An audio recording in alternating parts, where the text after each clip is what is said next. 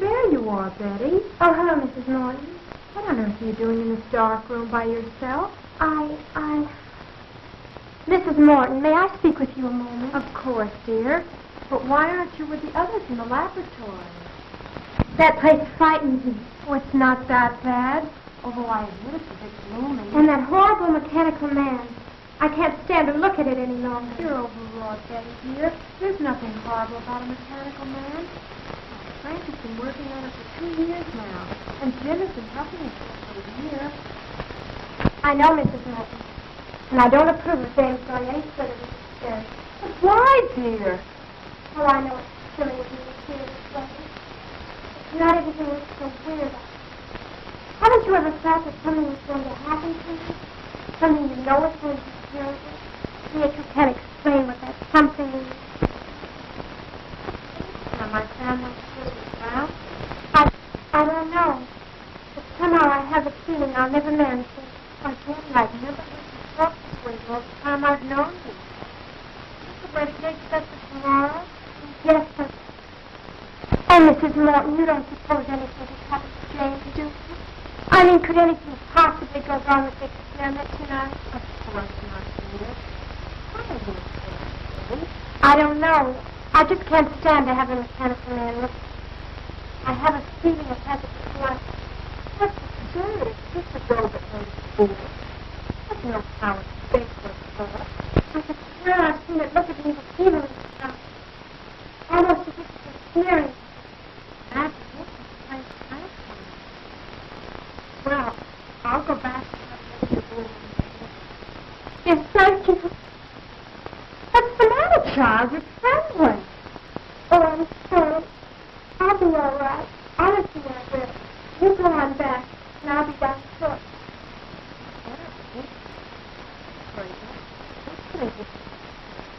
I'm sorry, Mrs. West. I'll be my brother. You go on. That's it. Going down. Oh, Jimmy, what am I going to do? What am I going to do?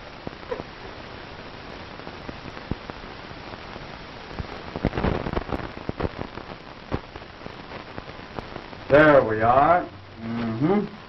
Now that should be just about it. Gee, Pop, will you work now? I hope so, son. Oh, Uncle Frank, are you going to make him walk? Yes, in a few moments, Janet. Oh, I'm so excited. Good. Will he be able to talk to Uncle Frank? Of course not, silly. Uncle Frank told you that 20 times yesterday. No, Mary's right, Janet. You see, this is just a mechanical man. He won't be able to talk. That's about the only thing he won't be able to do, though, Janet. You're right, John. The doctor's mechanical man will be able to do about everything a human being can do, except talk. How do you feel now that your work is about completed, Frank? Wonderful, Jane. And I want to thank all of you for standing by me. You've all been a great help. And without you, I don't know what I'd have done. Well, it isn't every day that one has a distinguished brother who invents a mechanical man. And I certainly appreciate the opportunity you've given me, Dr. Morton, by allowing me to assist you in the experiment. That goes for me, too, Dr. Morton. Well, I've learned more in the past month than any of my college classes taught me. You're all very kind, but our work isn't finished yet. We still have a few more things to do, and then we'll all know whether our time has been wasted or not. I'm afraid Betty doesn't share our enthusiasm for the mechanical man, Doctor. Yeah, and she was crying when she left. How do you know? I saw her and she had her handkerchief up to her eyes. Crying? No, what on earth for? The girls are right, Dr. Morton. My sister seems to feel there's something wrong in what we're doing. But that's foolish. There's nothing to be afraid of. I know, Dr. Morton, but Betty is a very sensitive girl.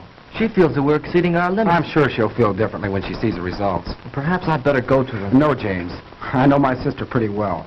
It'd be better to leave her alone for the time being. When are you going to time out, Pop? Patience, son. Patience. Now, so hand me that iron, John. This one? Right.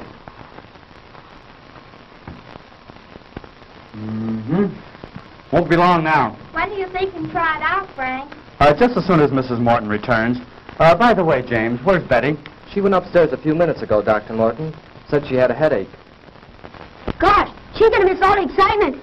Well, when we're ready, you can go get her, Barry. You bet I will, Pop. Oh, hi, Mom. Hello, Barry. Have you seen Betty, Mrs. Morton? Yes, I just left her. She said she'd be up in a minute. They were just telling us Betty disapproves of our experiment. Oh, I think the storm has her on edge. She was much calmer when I left. Is there anything I can do? No, James. It's just a case of nerves, I think. Anyhow, let's give her a few more minutes alone. Well, if you think we should. We're just about finished, Madge. Won't it be wonderful to see a mechanical man move around, Mary? I suppose you'll let him help you do the dishes. I think your uncle would like that better than I would, Janet.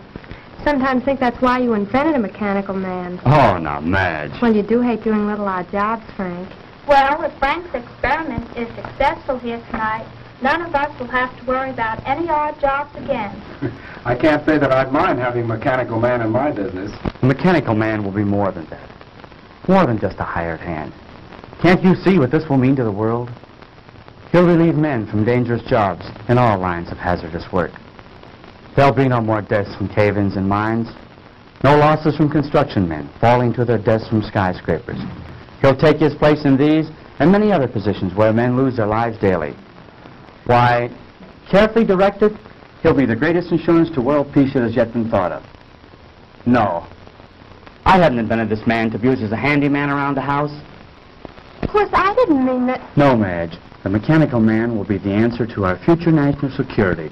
I'll build thousands of them.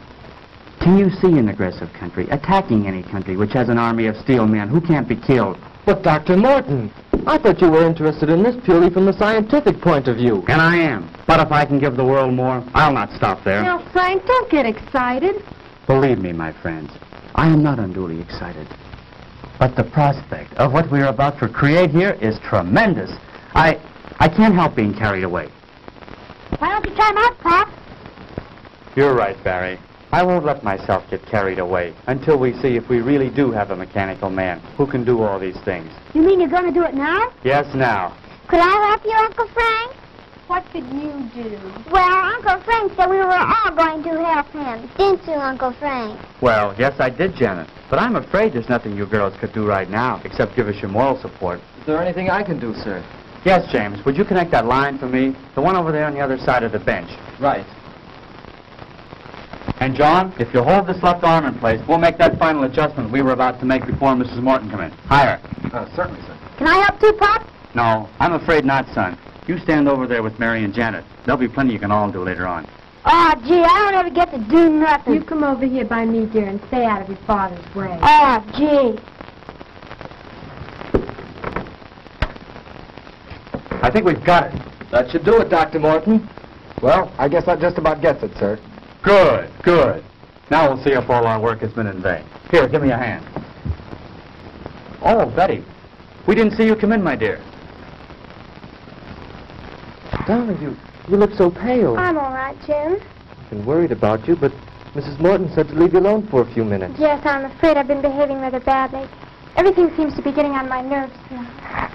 Well, everything will be all right now, Betty. I'm glad you're here. We're just about to prove our experiment. Dad can make them walk, Betty. That's fine, Barry. I'll be with you in a moment, dear. Please go on. Don't let me interrupt your work. Come over here by me, dear. All right.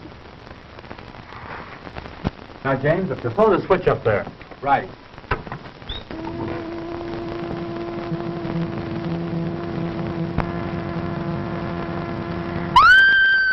Quick, James, the switch.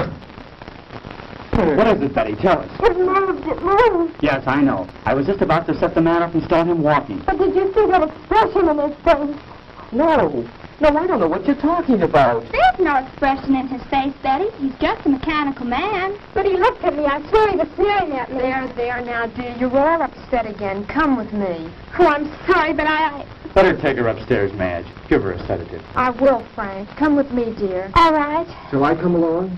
No, James. I think it's better if we go alone. Dr. Morton, do you think that... No, she'll be all right, James. Now, let's get back to where we were.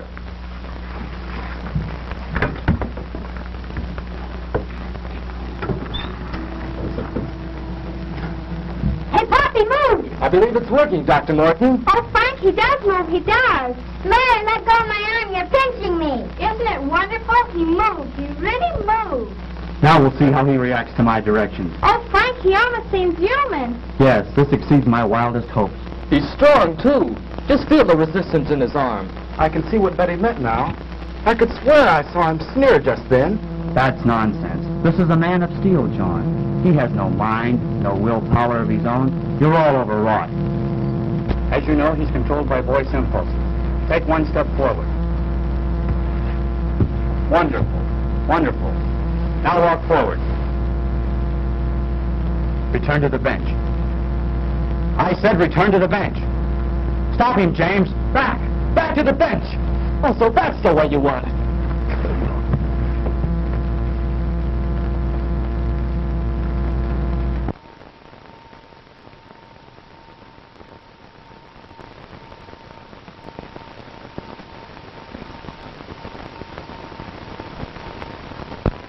How is he?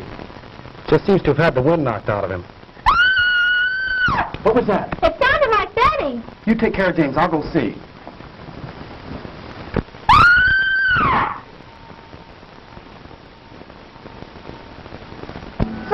Frank! Madge, what is it? Oh, it was terrible, terrible. The mechanical man. What about him, Mrs. Morton? He came into the room where Betty was resting. Go on. And he scooped her up in his arms and he carried her up. I came running down here as fast as I could. Come on, John. We've got to stop that thing. Yes, sir. Oh, what have we done?